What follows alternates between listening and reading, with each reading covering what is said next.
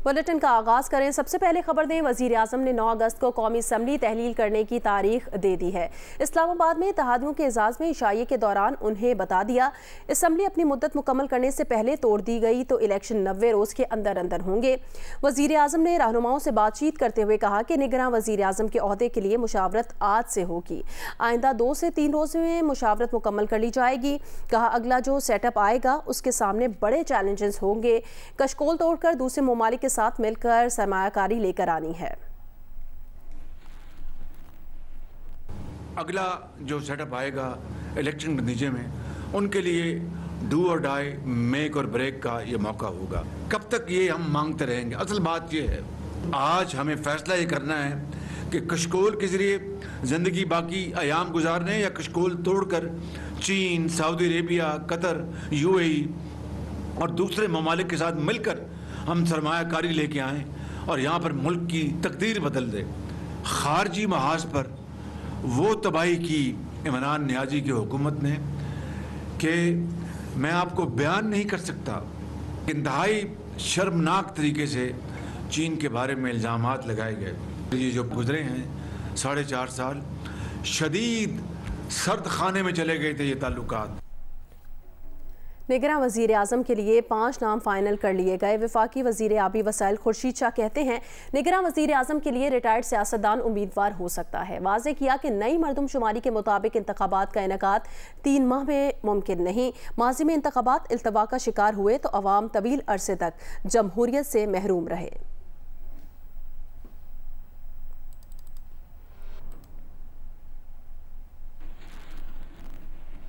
आगे बढ़ें, दीगर अहम खबरों में आपको बताएं, दरियाए सतलुज में निचले दर्जे के सैलाब के बायस बहावन नगर की मुतादिद बस्तियों में पानी दाखिल हो गया है। मुतासिरा आबादियों के सैलाब मुतासरीन हुकूमती इमदाद के मुंतज़िर हैं। दूसरी जानिब लोधरा की ज़िला इंतज़ामिया ने दरियाई बेड के मकीनों को नकल मकानी की हिदायत कर दी है। मज़ीद सूरत हाल बताएंगे बहावन नगर से फ़हद शफीक, लोधरा से अपडेट करेंगे रजब अली मिर्ज़ा।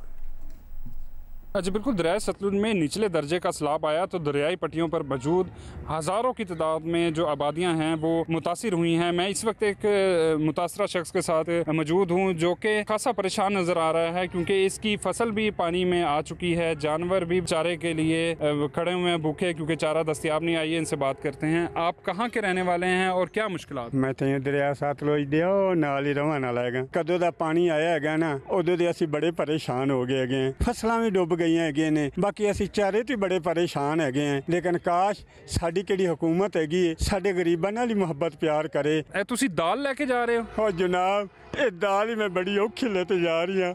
मेरी तीली कुछ डुब गई है तो कुछ नू ना छंडा है तो वाली पई हैगी। काश ये दाल ही नसीब होंदी पई हैगी कि कुछ असी बच गए हैं तो कुछ डुब गए हैं। इंतजामिया की तरफ से कोई ऐसा इंतजाम नहीं किया गया है जो कि मुतासिरीन सैलाब के लिए मददगार साबित हो सके। जी बिल्कुल, दरियाए सतलुज में मेलसी साइफन के मुकाम पर पानी की सतह में बतदरीज इजाफा हो रहा है। महकमा आबपाशी के मुताबिक इस वक्त दरियाए सतलुज में मेलसी साइफन के मुकाम पर पानी की सतह तकरीबन 60,000 क्यूसेक रिकॉर्ड की गई है।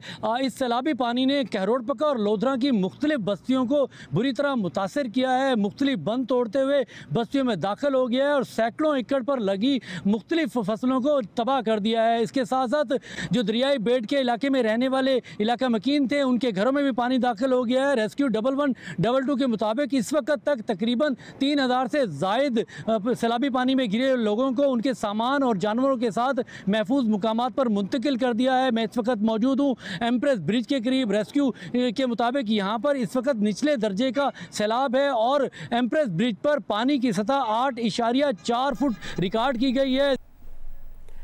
बलोचिस्तान में सैलाबी सूरत हाल के बायस दर्जनों देहात शदीद मुतासिर हुए हैं। सड़क किनारे पनाह लेने वाले बेयारो मददगार सैलाब मुतासिरीन के बच्चे मुख्तलिफ बीमारियों में मुब्तला हो रहे हैं। कई मकानात गिर चुके हैं और फसलों को शदीद नुकसान पहुंचा है। तफसील बताएंगे नसीराबाद से आबिद बलोच और वाशक से अपडेट करेंगे इस्माइल आसिम।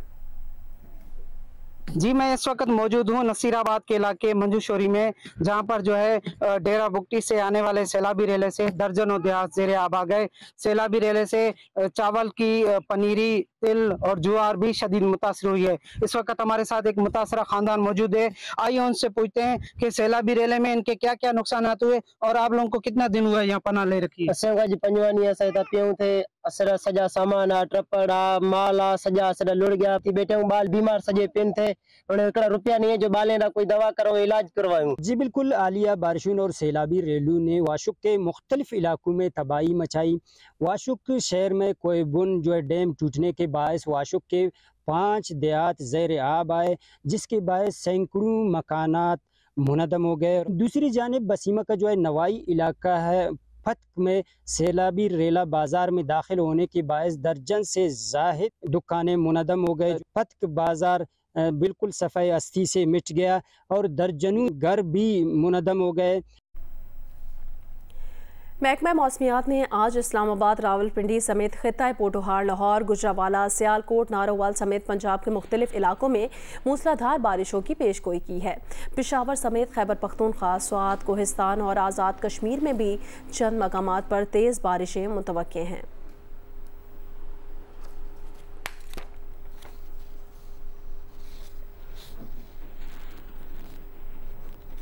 मरी एक्सप्रेसवे पर बस्ताल मोड़ के करीब बस उलट गई। हादसे में 28 अफराद जख्मी हुए, जिन्हें अस्पताल मुंतकिल कर दिया गया। बस मरी से लाहौर जा रही थी।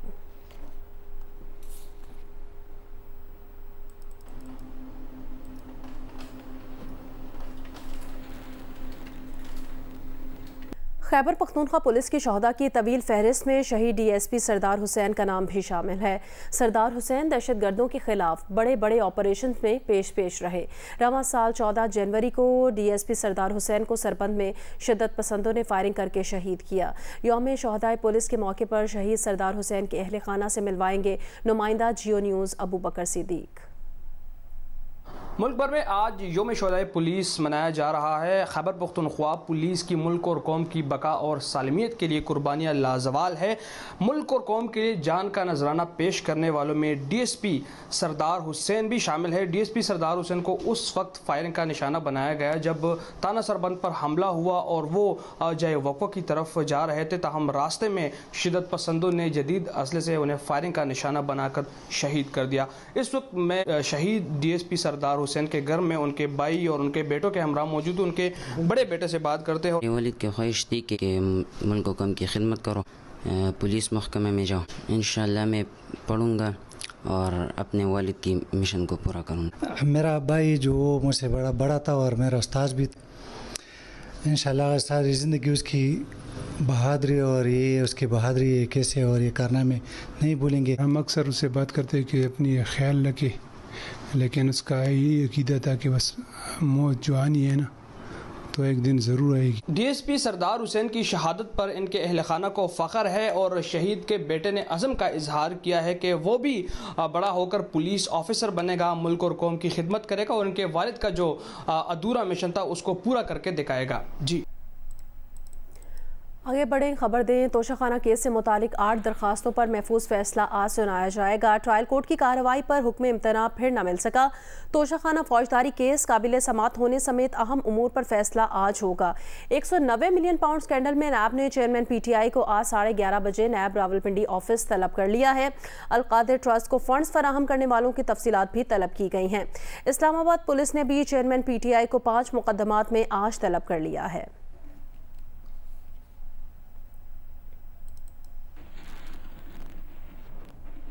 इंट्रा पार्टी इलेक्शन न कराने पर चेयरमैन PTI आज इलेक्शन कमीशन में तलब। नोटिस में कहा गया कि इलेक्शन न होने पर PTI इंतखाबी निशान लेने के लिए नाअहल हो सकती है। गुज़श्ता रोज़ इलेक्शन कमीशन ने 23 जमातों को इंतखाबी निशानात अलॉट कर दिए।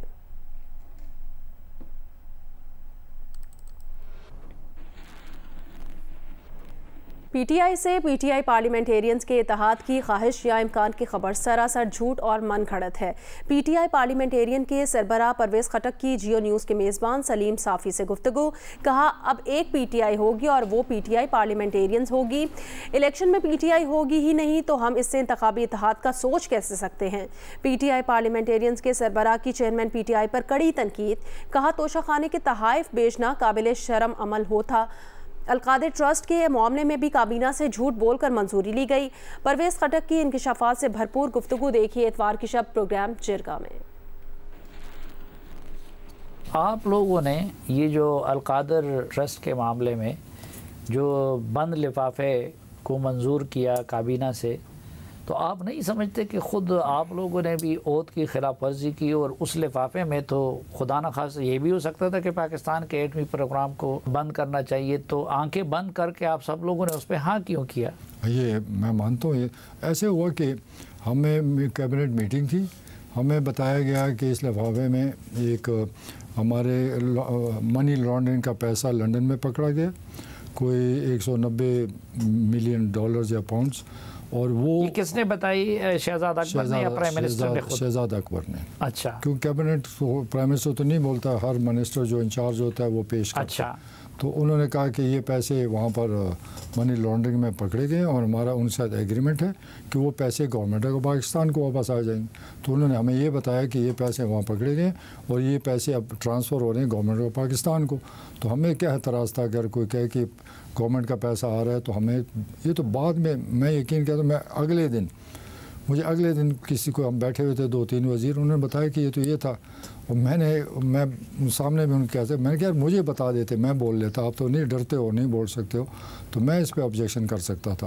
लेकिन उस वक़्त हमें बिल्कुल समझ नहीं है कि फिर हाथ से निकल चुका था। तो बाद में आप लोगों ने बात की और काबीना में किसी ने इस पर एतराज़ उठाया कि ये हम क्या कर रहे हैं? आपको इमरान खान नहीं मालूम, फिर उसके मतलब उसको अगर सच बता दो, सच कह दो तो बुरा लग पड़ता है, क्योंकि फ़ैसला जब करता है वो नहीं चाहता कि मेरे फ़ैसले के ख़िलाफ़ कोई बात करे। तो ये तोशाखाने का कभी आप लोगों ने उनसे पूछा था और कभी इस पे एतराज़ किया था कि भाई ये क्या चक्कर है? देखिए तोशाखाना जो निकला है चला है, हमें तो ये पता है कि जब तोशाखाना में कोई गिफ्ट आती है, वो गिफ्ट जो है वो उसकी प्राइस बनती है, उस प्राइस पे तुम उसको रिटेन कर लो। उस पर हमें शर्म भी आई कि कैसे घड़ी बेची गई, लेकिन कई चीज़ें बंदा शर्म का लिहाज रख के वो बात नहीं करता, तो उसको ख़ुद अकल होनी चाहिए कि हुआ क्या। तो ये अच्छा नहीं था कि इसको बेचना, मैं इसके ख़िलाफ़ हूँ, और रिटेन कर लेता तो क्या ये कानून है, सबके लिए है। तो जैसे अब कानून चेंज होगा कि अब जो आएगा वो ऑक्शन चला जाएगा, जो कानून है उसके मुताबिक जिसने किया उसका इशू नहीं है। लेकिन अगर उसने सब कुछ तोड़ के आगे किया तो फिर मेरा ख्याल में, और मैं आपका प्रोग्राम देख रहा था, वो घड़ी तो 60 करोड़ रुपए की है, वो जो बंदा कह रहा है। हाँ। तो मुझे नहीं पता इन्होंने क्या शो किया, रिटर्न में क्या शो वो किया। तो जाहिर बात है, मैंने उस पर जब मैंने खुद वो जो खाना काबा की तस्वीर, और एक तो जाहिर बात है कि सऊदी हुक्मरानों का गिफ्ट, लेकिन सबसे बड़ी बात कि खाना काबा की तस्वीर वाली उसकी तो कोई कीमत ही नहीं है। और शायद मुझे ऐसा गरीब आदमी को भी अगर कोई अरबों रुपए देता तो वो उसको ना बेचता। तो जब ये बात सामने आ गई कि भाई उसने ये काम किया है, तो उसके बाद आप लोगों ने उनके सामने कोई एहतजाज नहीं किया? नहीं, कई चीज़ें होती हैं, लीडर को उसकी भी इज्जत रखने का ख्याल होता है। सिब्बी कोस्ट रेलवे सेक्शन पर ट्रैक की मरम्मत का काम आखिरी मराहिल में है। महकमा रेलवेज ने दहशतगर्दी के बाद 17 साल से बंद पड़े इस सेक्शन पर ट्रेनों की आमदोरफ्त अगस्त के पहले हफ्ते में बहाल करने का फैसला कर लिया है। हरनाई से देखिए नदीम कौसर की report. Sibi coast railway section जनवरी 2006 में ट्रैक और रेलवे पुलों पर होने वाले बम धमाकों से बुरी तरह मुतासर हुआ था, जिसके बाद 132 किलोमीटर तवील सिब्बी कोस्ट रेलवे सेक्शन पर ट्रेनों की आमदरफ्त मअतल कर दी गई थी। 12 साल के बाद रेलवे हुकाम ने 2018 से इस सेक्शन की दोबारा मरम्मत का आगाज़ किया और 4 अरब रुपए की लागत से तबाहशुदा पुल और रेलवे स्टेशन की असर नौ तामीर का काम मुकम्मल कर लिया है। सिब्बी से हरनाई तक सड़क न होने की वजह से हरनाई के शहरी रेलवे नेटवर्क की बहाली पर खुश हैं। 17 साल पहले ये ट्रेन बंद हुआ था हरनाई से, तो अब 17 साल के बाद हरनाई आवाम के लिए फिर एक खुशी का मंजर है और खुशी का मकाम है कि वापस अब हरनाई में इंशाल्लाह हम ट्रेन देखेंगे। रेलवे की बहाली से यकीनन ताजर बरादरी को बहुत ज़्यादा खुशी है। एक तो हम यहाँ पर सस्ता सफ़र हमें करने को मिलेगा, और दूसरी जो है ये हमारे आमदरफ्त ये सारा हमारा जो सामान है, आटा वगैरह, चीनी, घी वगैरह, ये सखर से कराची से एक सस्ते किराए पे आ सकते हैं। सिब्बी कोस्ट रेलवे ट्रैक की असर नौ तामीर तो 2 साल कबल ही मुकम्मल कर ली थी, लेकिन सिक्योरिटी खदशात की बिना पर ट्रेनों की आमदरफ्त बहाल ना हो सकी। अब महकमा रेलवे ने सिब्बी से कोस्ट ट्रेन सर्विस बहाल करने का हतमी फैसला कर लिया है। सिब्बी कोस्ट सेक्शन आमदरफ्त के साथ साथ कोयला और ज़राई अजनास की सप्लाई के हवाले से अहम रेलवे सेक्शन है। मैं समझता हूँ कि एक बहुत बड़ा सोर्स ऑफ ट्रांसपोर्टेशन दोबारा बहाल होने जा रहा है, और इसके ज़रिए से न सिर्फ ये है कि कोल की ट्रांसपोर्टेशन हो सकेगी, बल्कि कम कीमत पे पॉसिबल होगी। सिब्बी कोस्ट रेलवे सेक्शन पर मुसाफिरों की सहूलत के लिए नई बोगियां सिब्बी रेलवे स्टेशन पहुंच गई हैं और रेलवे हुकाम के मुताबिक अगस्त के पहले हफ्ते में इस सेक्शन पर ट्रेन की बहाली का इफ्तिताह कर दिया जाएगा, जिससे न सिर्फ इलाका मकीनों को सफर की बेहतर सहूलत मिल सकेगी बल्कि रेलवे की आमदनी में भी इजाफा होगा। साथ ही रिपोर्टर हरीफ तरीन के साथ नदीम कौसर, जियो न्यूज़, हरनाई। सिंध पुलिस ने यौम शोहदाए पुलिस के मौके पर डिफेंस फेज 8 में रेस का इनेकाद किया। मजीद बताएंगे कमर अली मस्तोई। आज सिंध पुलिस यौम शोहदा पुलिस डे मना रही है। पुलिस के शोहदा को खराज अकीदत पेश करने के लिए डिफेंस फेज 8 में पुलिस की जानिब से एक रेस का इनेकाद किया गया है। 5 किलोमीटर तवील इस रेस में खवातीन और मर्द जो है वो हिस्सा ले रहे हैं। साथ साथ पुलिस के अफसरान और पुलिस के अहलकार भी इस रेस में हिस्सा ले रहे हैं। इस रेस में जो है वो पहले आने वाले जो शुरुका होंगे उन्हें मेडल्स भी दिए जाएंगे। इस वक्त हम मनाजिर आपको दिखाएंगे। अपना टर्न पूरा करके वापस आने वाले ये शुरुका हैं जो कि एंडिंग पॉइंट की तरफ जा रहे हैं। इस मौके पर जो है वो पुलिस और ट्रैफिक पुलिस भी यहाँ पर मौजूद है। जिस ट्रैक पर ये जो है वो रेस हो रही है उसे जो है वो आम ट्रैफिक के लिए बंद कर दिया गया है। रेस में जो शामिल शुरुका हैं उन्होंने जो है वो पुलिस के शोहदा का शुक्र अदा किया। उनका कहना है कि उनकी फैमिलीज़ का हम शुक्रगुजार हैं कि उनकी वजह से जो है वो आज शहर में अमन कायम हुआ है। रेस में शामिल पुलिस के आला अफसरान समेत सिविल सोसाइटी के अफराद भी बड़ी तादाद में शरीक हुए हैं जो कि पुलिस के शोहदा को खराज अकीदत पेश कर रहे हैं। पाकिस्तान क्रिकेट टीम के रवां साल भारत में होने वाले वर्ल्ड कप में शिरकत के मामले पर बनाई गई हुकूमती कमेटी का पहला इजलास इस्लामाबाद में हुआ, जिसमें अक्सरियत ने टीम को वर्ल्ड कप के लिए भारत भेजने पर इत्तफाक किया। ताहम टीम की भारत रवानगी से पहले सिक्योरिटी गारंटी हासिल की जाए। इंतजामात का जायजा लेने के लिए भी टीम से पहले एक वफ्द भारत भेजने पर गौर किया गया।